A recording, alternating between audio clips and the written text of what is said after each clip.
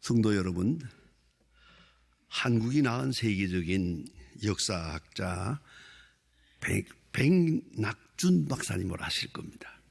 연세대학 총장을 오래 하신 백낙준 박사님, 여러분 생각에는 백낙준 박사님이 교수요 총장인 줄로만 알지만 그분이 목사님입니다. 영락교회 협동 목사님으로 한 목사님이 출타할 때마다 꼭 백낙준 박사님이 설교하셨습니다. 그는 학자이면서 총장이면서 행정가이면서 그리고 성실한 목사님이기도 했습니다. 그가 예일대학에서 쓴 박사 학위 논문이 있습니다. 제가 미국에서 공부할 때 이 논문 한국교회사를 보면서 깊이 부끄럽고 큰 감동을 받은 바가 있습니다. 그 옛날에 어떻게 이렇게 훌륭한 책을 써서 세계를 놀라게 했고 그리고 또 많은 사람에게 다른 역사의식을 가지게 했을까, 참 깊이 감동한 바가 있었습니다. 그가 쓴 한국교회사의 내용 중에 보면 대단히 중요한 인상적인 용어가 나옵니다. 한국교회는 처음에 개화교인과 기독교인이 있었다.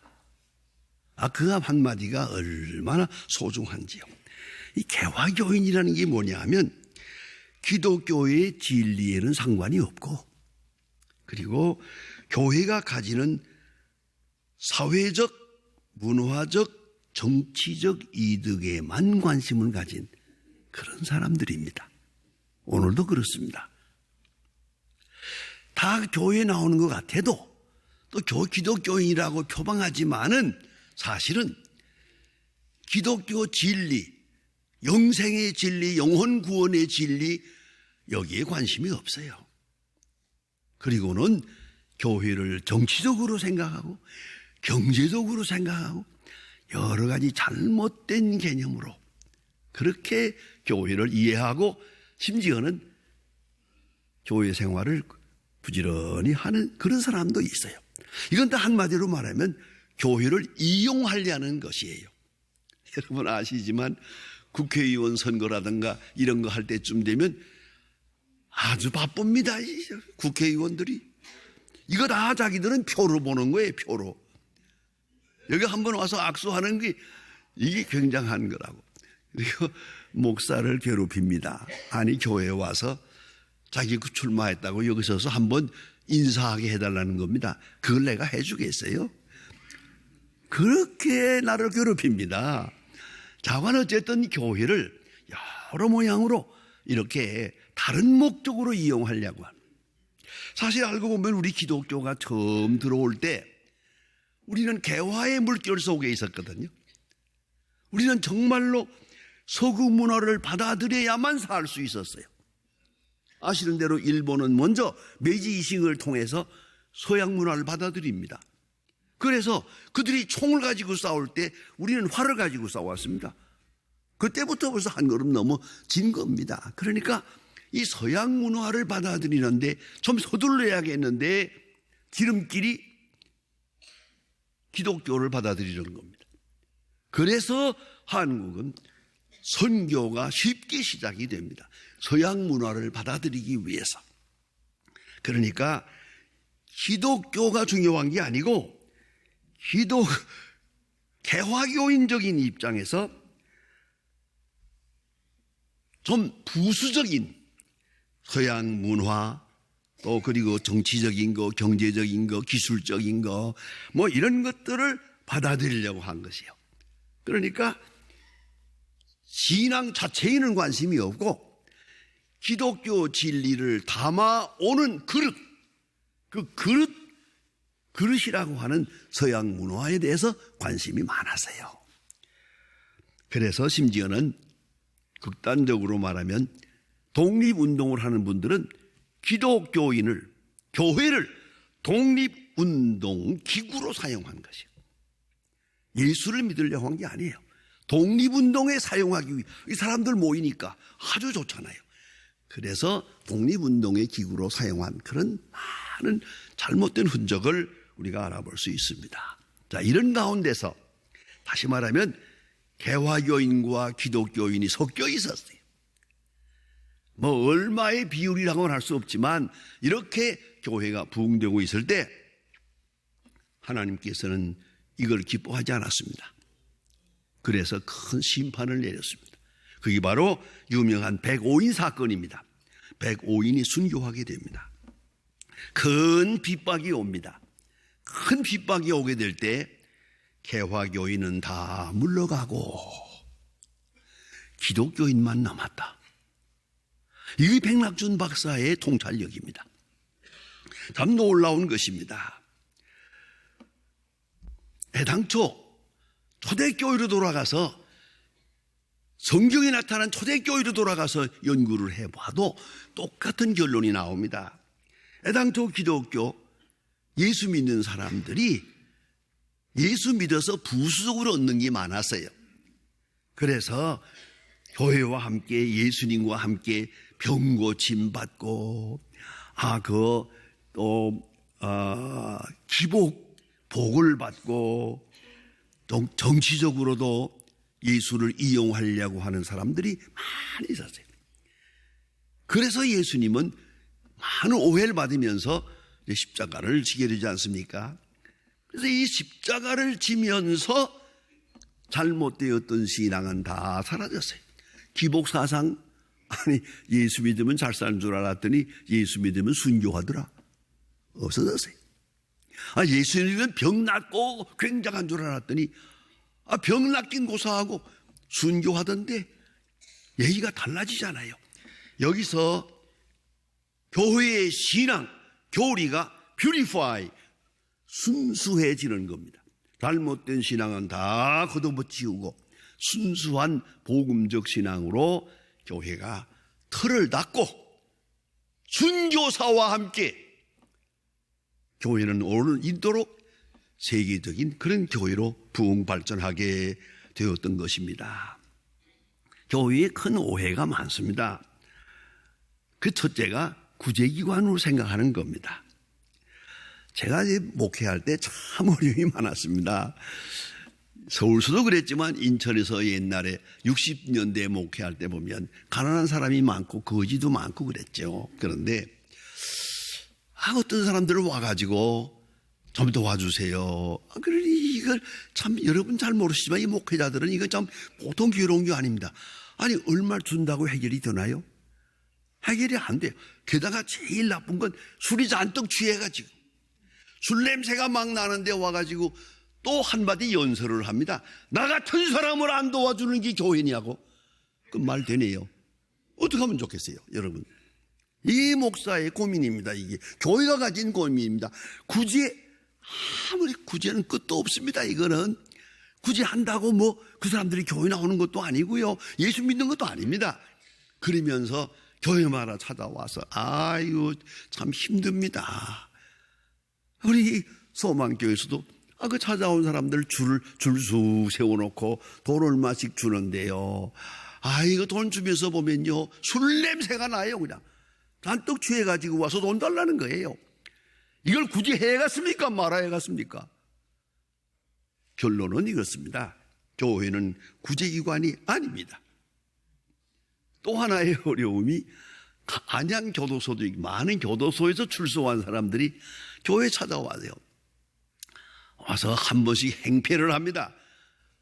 출소하고 와서 목사님 직업 소개해 주세요. 교회는 사랑하는데 우리를 사랑해 주세요. 교회가 직업 소개소입니까? 그럴 때마다 참 답답하고 어렵습니다. 교회를 구제기관으로, 때로는 봉사기관으로, 사회봉사하는 기관으로 착각할 때가 있어요. 교회가 구제합니다만은 교회는 구제기관이 아닙니다. 사회봉사합니다. 그러나 사회봉사를 위한 교회는 아닙니다. 이걸 우리가 분명히 알아야 합니다. 그리고 조금 더 나아가서는 사회정의구현의 공동체, 사회 불의를 저항하는 사회정의의 힘으로 이 교회를 사용하려고 하는 것이죠. 그것도 아닙니다. 분명히 잊지 마십시다. 예수님은 말없이 십자가를 줬습니다.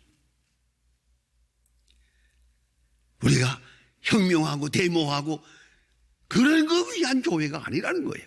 그걸 우리가 분명히 아셔야 돼요. 십자가의 진리 앞에는 그런 거 없어요. 이걸 잊지 말아야 합니다. 그래서 제가 목회하면서 제일 좀 잘 쓰기 싫어하는 단어가 하나 있습니다. 교회를 껄핏 말할 때는 공동체. 이거 공동체 아닙니다. 그리스도의 교회요. 엄연히 좋은 이름, 교회라는 이름이 있는데 왜 하필이면 공동체 그래. 그거 전부 다 이상한 사람들이야. 참이 없는 겁니다. 그리스도가 없는 공동체가 무슨 공동체예요? 사람 모인다고 공동체인가?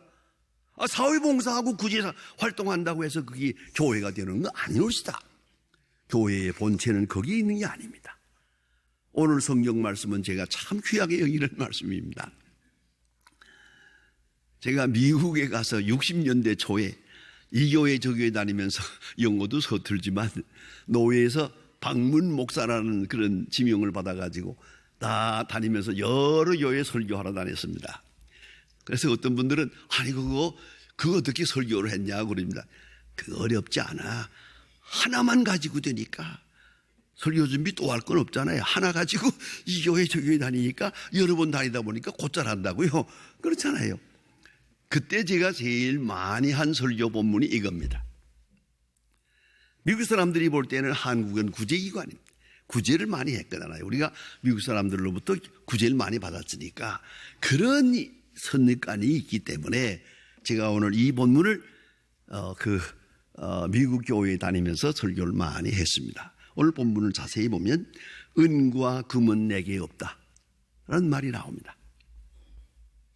이 성전 미문에 나면서부터 안전방이 된 사람이 있는데 베드로와 요한이 올라가다가 딱 마주칩니다. 그때 손을 내밉니다. 자, 그야 뭐 습관적이죠. 구제를 요구하는 겁니다. 그때 베드로와 요한이 하는 말입니다. 은과 금은 내게 없습니다. 나는 너를 구제하는 사람이 아니야. 은과 금을 바라고 교회 나오지 마라. 그건 아니다. 그런 말이 아니겠습니까? 은과 금은 내게 없다 해놓고 나사렛 예수의 이름으로 일어나라. 아마 은과 금은 없다 할 때 이 안전뱅이는 크게 실망했을 거예요. 사람이 멀쩡하게 생겨서 좀 얼마 좀 주려고 줄까 생각하고 손을 내밀었는데 섭섭하게 은과 금은 내게 없다. 아주 실망을 줬을 겁니다. 그러나 엉뚱한 말이 나옵니다. 내게 있는 것, 은과 금은 없다. 줄 은과 금은 없는데 내게 있는 것, 예수의 이름 내게 주노라. 일어나라. 벌떡 일어나게 됩니다. 나는 늘 생각합니다.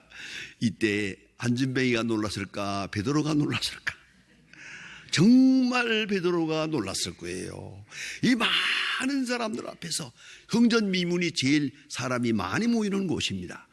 여기서부터 나면서부터 안전뱅이 일상적으로 들어와서 구걸하는 이 안전뱅이를 벌떡 일으켰으니 얼마나 중요합니까? 이것이 초대교회의 시작입니다. 교회가 여기서부터 시작이 됩니다. 그걸 꼭 잊지 말아야 합니다. 오늘 성경에 분명히 말합니다. 은과 금은 내게 없습니다. 예수의 이름으로 걸어라. 예수의 이름을 주노라. 예수의 이름이 있는 곳이 교회입니다. 예수의 이름이 그 이름의 생명력을 나타내는 바로 거기가 교회입니다. 에베소 4장 15절이나 골로새 1장 18절에 보면 그리스도는 교회의 머리라고 했습니다. 이 교회의 머리는 그리스도요. 보이지 않는 교회, 그리스도가 머리요. 우리는 다 그 지체인 것이옵니다. 교회다. 이게 교회입니다. 그리스도는 교회의 머리요. 우리는 그 지체의 유기적 관계에 있습니다. 이걸 꼭 잊지 말아야 합니다. 그런 거로 그리스도인을 핍박하면 이것은 예수님을 핍박한 것이 됩니다. 또 우리가 예수님이 사랑하는 자를 우리가 사랑하면 그것이 바로 그리스도를 사랑하는 것이 됩니다. 이게 얼마나 중요한 얘기입니까? 그래서 로마서 10장 13절에 보면 누구든지 주의 이름을 부르는 자는 구원을 얻으리라. 주의 이름을 부르는 자는 구원을 얻으리라. 이게 바로 교회입니다. 교회의 정체요, 본질입니다. 그 이름, 이것은 예수 그리스도의 세상에 오셔서 역사하신 귀한 사역들과 함께 그 뒤에 예수님께서 십자가를 집니다. 그리고 부활하십니다. 부활하신 예수 그리스도께서 살아계셔서 이제는 교회라고 하는 이 신령한 지체를, 이 기구를 통해 주님이 살아 역사하는 것입니다. 이것이 교회입니다. 교회를 높이는 자는 그리스도를 높이는 것이 되고, 교회를 핍박하는 자는 그리스도를 핍박하는 것이 되고, 이 교회에서 전하는 말씀이 곧 그리스도의 말씀이 되는 것입니다. 그래서 그리스도의 이름, 그것이 교회의 본체입니다. 그리스도가 주인이시며 오늘도 살아 역사하는 것입니다. 그리고 특별히 여기 상징적 중요한 의미가 있습니다. 그리스도의 이름이 불려지는 시간에 기적이 나타났습니다. 그것은 예수님께서 기도의 대상이 됨을 말하는 겁니다. 예수님 친히 말씀하셨습니다. 내 이름으로 기도하라. 내가 이루리라. 언제든지 내 이름으로 기도하면 내가 들을 것이다. 내가 거기서 응답할 것이다. 라고 약속해 주셨습니다. 제가 아주 오래전에, 한 30년 전입니다. 한국교회가 점점 이렇게 부흥되고 있을 때 큰 문제에 부딪혔습니다. 세계 교회가 다 그렇습니다만은 성령론입니다. 성령의 역사에 대해서 이런 것 이런 부흥회 저런 부흥회가 많아서 성령론이 시끄러워질 때 신학대학 교수회의에서 저들어 부탁을 해서 성령론을 좀 가르쳐 주세요.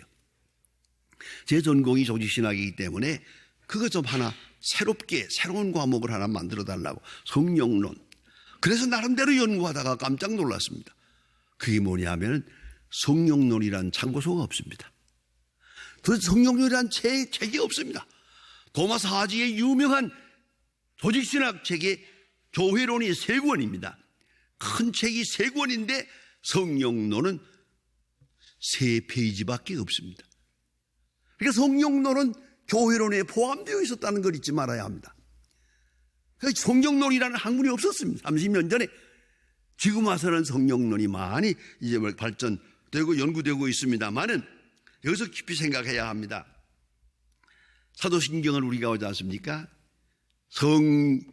성령을 믿사오며 그리고 거룩한 교회와 성령의 교회를 하나로 일치해서 사도신경 속에 나타납니다. 성령을 믿사오며 거룩한 교회와 같이 보고 있는 것이옵시다.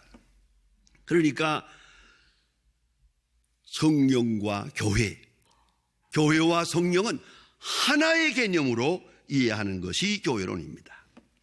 오늘 특별히 본문에서 중요한 것은 베드로를 통해서, 사실 베드로는 예수를 3번이나 모른다고 한 사람이 아닙니까? 참 부끄럽죠. 나 이거 예루살렘 성전에 올라갈 때도 좀 부끄러웠을 것 같아요. 베드로가 이렇게 예수를 모른다고 한 것을 다 알고 있잖아요, 모든 사람들이. 거기에 이제 이렇게 기독교를 대표한 사람으로 올라가게 되는데, 그가 예수의 이름을 부를 때, 부족한 종이지만 베드로가 예수의 이름을 부를 때 예수의 생명력이 거기 나타났습니다. 예수님께서 걸으라 하는 것과 똑같은 역사가 나타났습니다. 나면서부터 안전뱅이 된 사람이 벌떡 일어납니다. 이 생명력의 나타남, 이것이 바로 교회가 무엇인가를 우리에게 확실하게 말해주는 겁니다. 사도행전 4장 13절에 보면 우리 마음을 감동케 하는 특별한 말씀이 있습니다. 사도들이, 베드로와 요한 이런 사람들이 기탄 없이 말함을 보고, 기탄 없이 용기 있게 과감하게 거침없이 확실하게 하나님의 말씀을 증거하는 모습을 기탄 없이 말하고, 게다가 불황무식한 줄 알았는데, 이 아그람마타라는 말은 글도 모른다는 말이에요. 그런 무식한 사람들인데 오늘 와서 보니 기탄 없이 하나님의 말씀을 말합니다. 여기는 몇 가지 뜻이 있습니다. 죽음을 불사하고 어떤 핍박, 어떤 매를 맞든지 상관없습니다. 왜? 그리스도의 이름이 나와 함께 하니까. 그리스도의 이름을 확실하게 증거하고 있기 때문에 이분들은 두려움이 없습니다. 뿐만 아니라 표적이 나타났습니다. 그리스도가 나와 함께 계시다는 것을. 여러분 생각해 보세요. 베드로가 얼마나 담대해졌을까. 나사렛 예수의 이름으로 명하노니 일어나라. 벌떡 일어날 때 이때부터 엄청난 담력이 생깁니다. 주님이 나와 함께 계시다. 아니, 내가 지금 하고 있는 주님의 일이다. 내가 전하는 것은 하나님의 말씀이다. 내가 하는 역사는 그리스도 자신의 역사다. 이런 확정을 얻게 돼요. 이것이 바로 표적이라는 겁니다. 사도행전에 보면 계속해서 말합니다. 표적이 따르더라, 표적이 따르더라. 여러분, 하나님의 말씀이 지식이 아닙니다. 감동만이 아닙니다. 감성만이 아닙니다. 의지적 결단이 아닙니다. 생명력입니다. 마치 나면서부터 안전뱅이 된 사람이 일어나는 것 같은 기적 말입니다. 그 사람이 걸을 수 없는 사람 같은데 걸어요. 벌떡 일어나는 기적. 그것이 말씀의 말씀됨을, 베드로의 말씀이 하나님의 말씀임을, 베드로가 하는 일이 하나님의 역사이고 그리스도 자신의 역사임을 확증해 주는 상징적 표현입니다. 이것이 표적입니다. 사인입니다. 항상 교회에는 표적이 있습니다. 그 표적이 있어야 합니다. 주님이 우리와 함께 하시는 표적 말입니다. 그래서 주님의 말씀이 여기에 있고, 주님이 우리와 함께 하시는 표적이 여기에 있고, 말씀을 통해서 구원받는 사람들의 간증이 있고, 비로소 교회가 교회되는 것입니다. 말씀이 선포되고 표적이 있을 때, 여기에 그 기도 응답이 있을 때, 그리스도 자신의 생명력이 교회 안에서 역사할 때 교회가 교회되고 우리 성도들이 그리스도의 지체로 주님 앞에 들리워지는 것이옵시다.